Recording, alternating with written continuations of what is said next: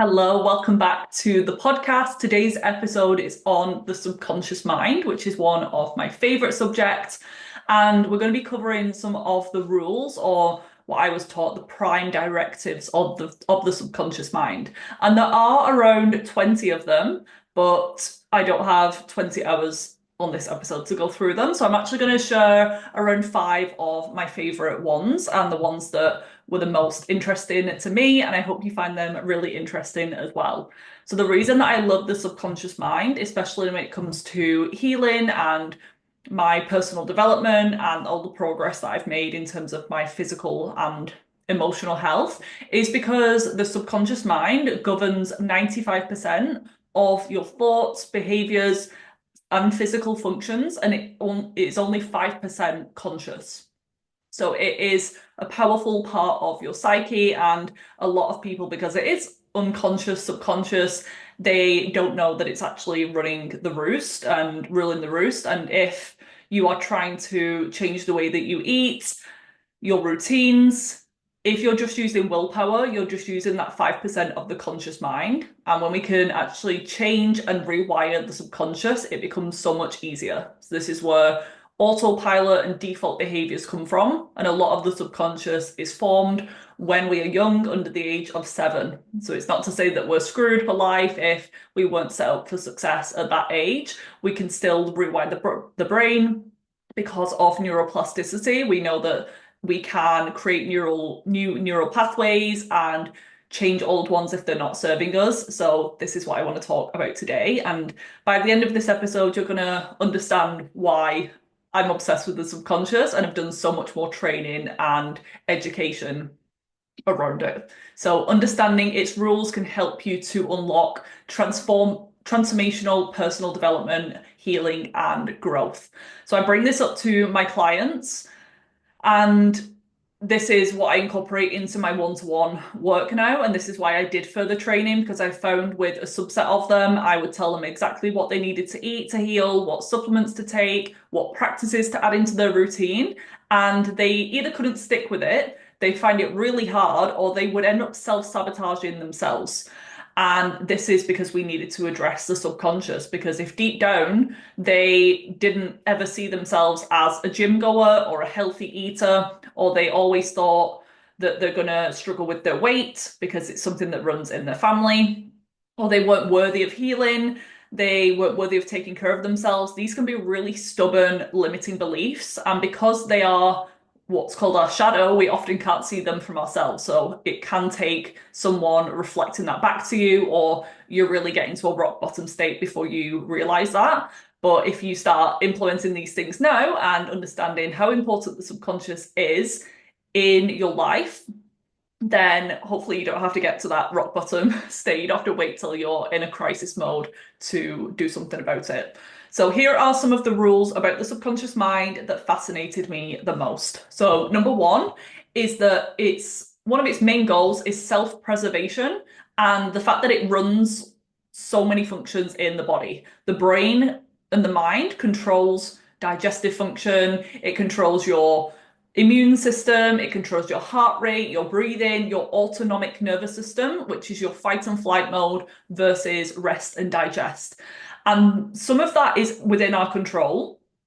We can influence our nervous system through things like our thoughts and our breath, but it can also be triggered by several things outside of our conscious awareness and control. Things like picking up slight differences in our external environment and we sense that something's off in the energy, or if we have an imbalance internally in our gut, the brain is going to sense that there's something not right, some sort of danger. It can be real, it can be imagined, perceived, and it's always on lookout for danger because we're trying to stay safe, we're trying to survive, and our body and brain is trying to protect us.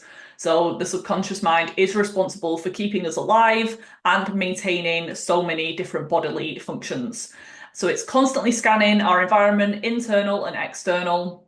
And even beyond our physical health, it seeks emotional safety by guiding us away from situations that are perceived threats, even when those threats are outdated. So it could be something or someone from your past, and logically know if it's that school bully who give you a hard time in year 8, then you know that they're grown up now and they might be a nice person, but your body still physically reacts like you did when you were that age. Or your perceived threats might be completely irrational, like a fear of public speaking. You know that people are there to support you and people want you to do well, and you're not going to die if you mess something up, but our body can respond like it's a life or death situation. And they've even done studies and they've found that people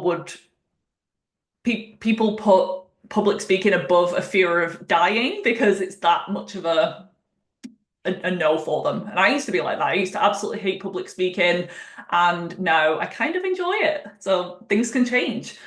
So if you think of when we cut our finger, it can heal without us thinking about it or doing anything about it. This should be the case for the rest of the body as well. So our body is an amazing self-healing machine, but we can often get in the way of that. Or it could be that the body doesn't have what it needs to heal. So let's say the finger example, we cut our finger. If we don't clean up the wound and it has lots of dirt and debris in there, or we're picking at it constantly and it starts to scab over and we just immediately pick it off, or we're zinc deficient, and zinc's super important for our immune system to initiate wound healing and skin repair, collagen production, then it's not really going to heal. But if we have all the nutrients that we need, we clean it up, we let it do its thing, the body should heal on that larger scale as well. So if our subconscious associates certain situations like healing, success, or relationships with danger or not being safe, it can sabotage us in order to protect us. So it's always thinking of safety and survival, especially the female body when it comes to fertility and hormone health. We can be a little bit more sensitive to stress or threat. And it could be that what you want is going to be the best thing for you. You want to be in a healthy, loving relationship. You want to be thriving with your health and have clear skin and be at that ideal weight so that you can wear the clothes that you want to wear. But if you're subconscious, and this might not be something that you think is happening, but when you start to go a little bit deeper, there's going to be something. If you don't have the reality that you want at the moment, there's something in your subconscious that's blocking you from getting that. So it could be that you think when you look more attractive, you're going to get more attention, and subconsciously that scares you. Or let's say you do heal and you get your dream job, you're afraid that you're not going to have as much time for yourself anymore, and you're worried about the responsibility. Or if you meet your dream person, it could be that you're scared of losing them deep down because your parents divorced. So always dig deeper. What am I scared of? What's the worst thing that could happen if I got this thing? And it comes down to our comfort zone. Where you're at right now is your comfort zone. And even if it's not an ideal place and you actually dislike a lot of things about your current reality, it is still your comfort zone. So anything outside of that is new, it's unfamiliar, it's a bit scary to your subconscious, so it will try to keep you in this place. So if you imagine it like an elastic band, you have to just keep stretching it, and then there comes a point where it's been stretched so much, it becomes just bigger as default, and that becomes your new normal, and then you stretch it again, and we keep expanding. So number one is that the body and the subconscious are one, and it's involved in a lot of healing. And this is why it baffles me a little bit in the healing space that this isn't spoken about more, because if the subconscious is responsible for turning on digestion and our breathing rate and all of that, then what we eat is important and how we move our body is important, but shouldn't we be looking a little bit deeper into the subconscious mind? Number two is that the subconscious works on the path of least resistance. So it prefers efficiency and it defaults to familiar patterns, habits, autopilot in order to conserve mental energy. It avoids complex decision making whenever possible, and it relies instead on ingrained behaviours and belief. I think our brain takes around 25% of our daily calories and energy use, so there's a lot going on. We have around 11 million bits of information coming into our reality in every second. So in your peripheral vision, smells, sounds, things that we can see, things that we can feel, 11 million, I think, don't quote me on this, bits of information, and our brain will then filter, generalize, distort anything that it doesn't seem to be relevant or important. And in order to conserve some of that energy and just make things more efficient, it creates these neural pathways and these autopilot habits. So we don't even have to think twice about brushing our teeth or getting changed in the morning or driving to work. It's just so easy because it often comes with repetition. So things are on autopilot once learned and the pathway has started firing as the default. Think riding a bike, driving a car, maybe for you, if you've been doing this for a while, drinking a big glass of water first thing in the morning, going to the gym without a second thought. For you, that could be, of course, a non-negotiable. It's just who you are, versus someone else who doesn't exercise at all. They really have to consciously think about doing that, and it can be a real struggle to begin with if they don't work on the subconscious. So this is why breaking bad habits or establishing new ones can feel challenging at first, because your subconscious resists the unfamiliar. It's outside of your comfort zone and it's something new. So repetition and also emotional intensity are key to creating new neural pathways and affecting the subconscious for new, healthier behaviors. So imagine a forest and there's a path that you always go down when it comes to making a decision about the gym or your health or your food. Or the way that you react in a stressful situation or an argument. There's this well-trodden path that you've been going down millions of times probably in your life. So it's the default. And when you're trying to create a new neural pathway, it's like you having to knock down and hack through all of these new trees. And it takes conscious effort to begin, but once the trees are gone and once you start to trod across the dirt, across the grass, there will start to be a new pathway formed over time, and that can become the new route. So I hope that analogy makes sense. So we have to make it very easy for ourselves to create new habits, just so it takes even less effort than it has been doing. Let's say with your supplements, instead of keeping them locked away in the cupboard, keep them in clear sight next to your fridge or next to your toothbrush so that you see them, they're visible. Maybe get yourself a little pill carrier as well, and once a week you can organize them into daily pills, and that just takes the mental effort out for the rest of the week.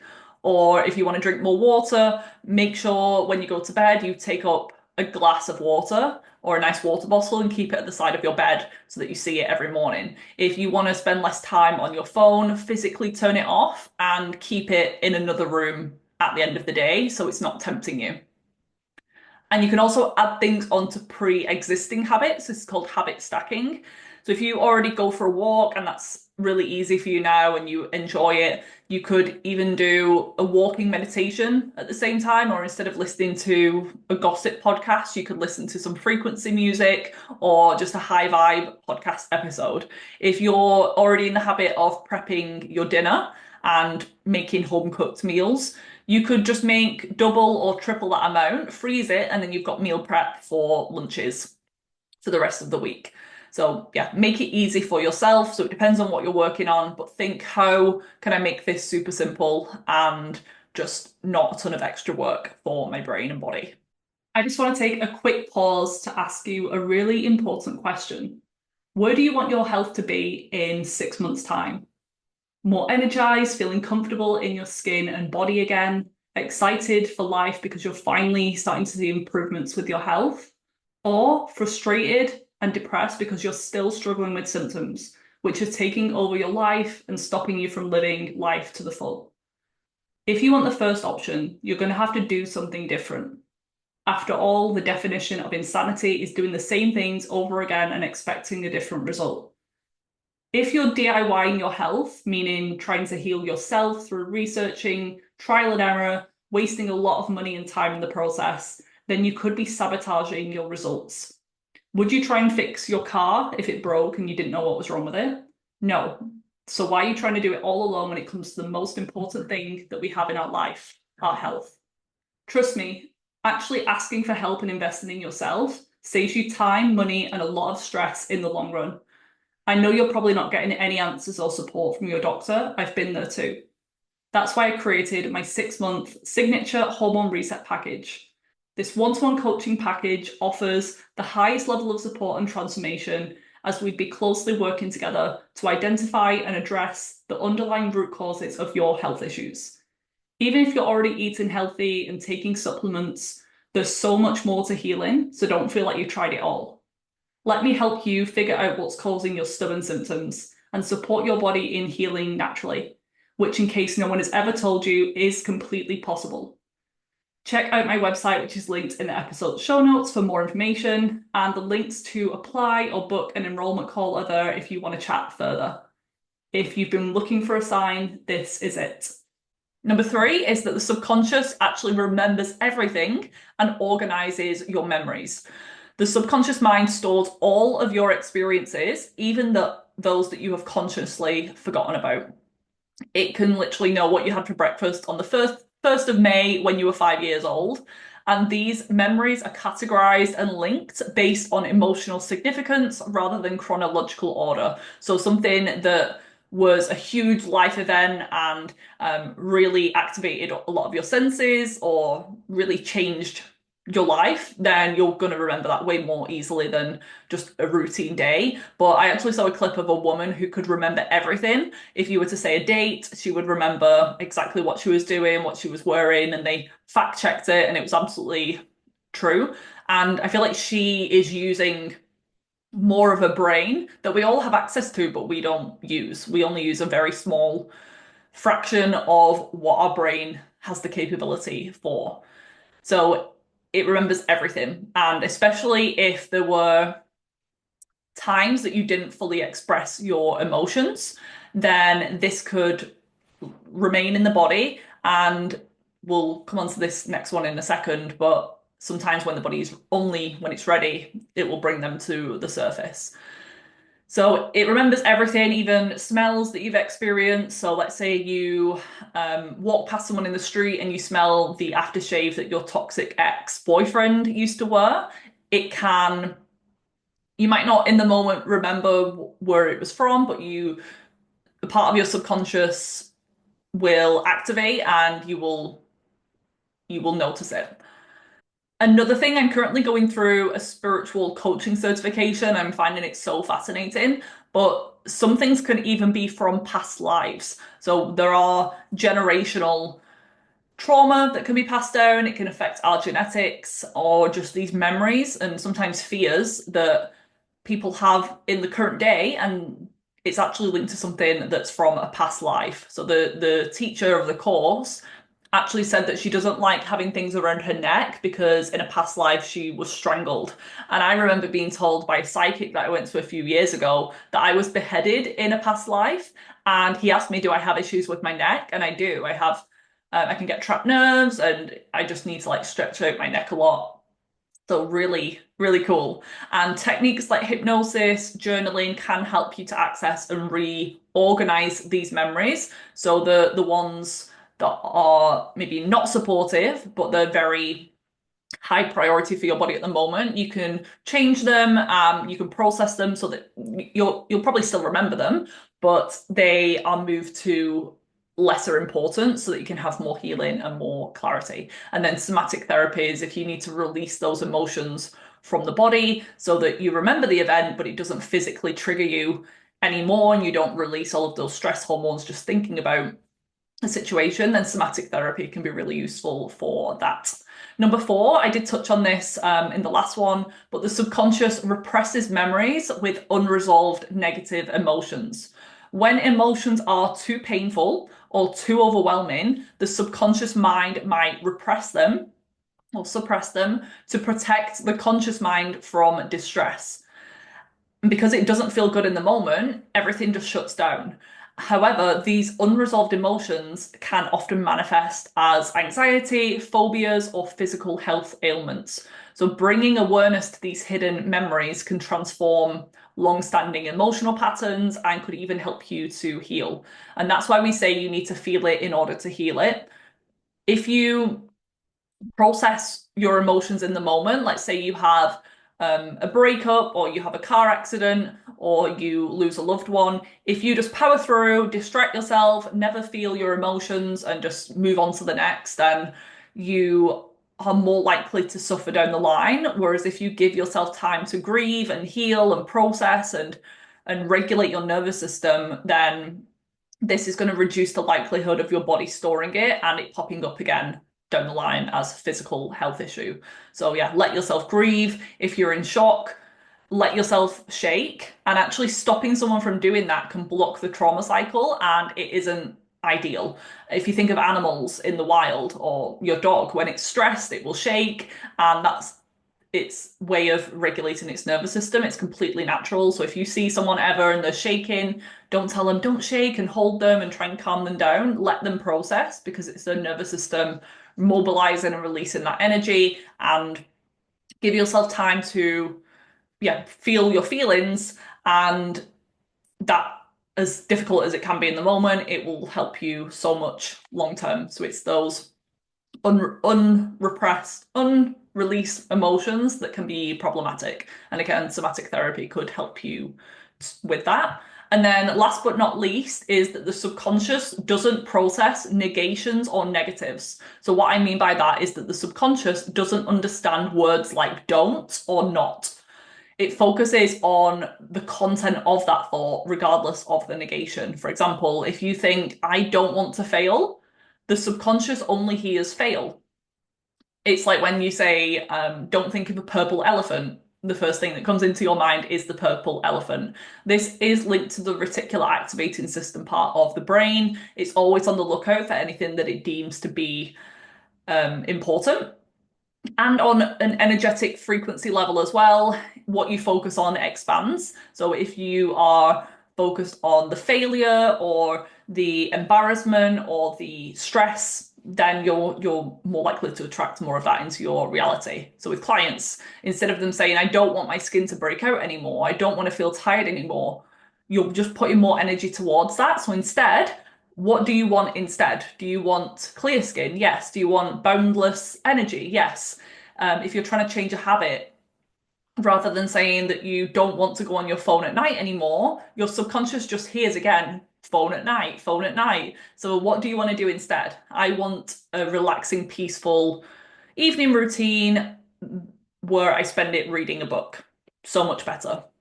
And I correct my clients' language a lot, and I know it can be annoying, but it's so important, and this helps with rewiring those pathways too. So framing your thoughts in positive terms is crucial. Instead of I don't want to be anxious, say I am calm and confident, and focus on best case scenario, what you do want, and you are more likely to manifest that. So understanding these rules allows you to work with the subconscious mind rather than against it, making personal development, healing, and achieving your goals even more effective. And if you need help with any of this, my one-to-one program incorporates this sort of mindset stuff, subconscious reprogramming work into your healing journey, because it's absolutely necessary.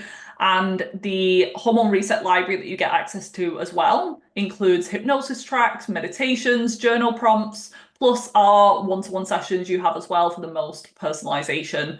The link to the website page is in the bio and the show notes. And I am now taking on clients for springtime. So I would love to help you with your hormones, your gut, your confidence. I have a 30-minute free call if you just want to chat first and make sure it's a good fit. But yeah, really focus on the subconscious mind because it is so important. I hope you enjoyed this episode.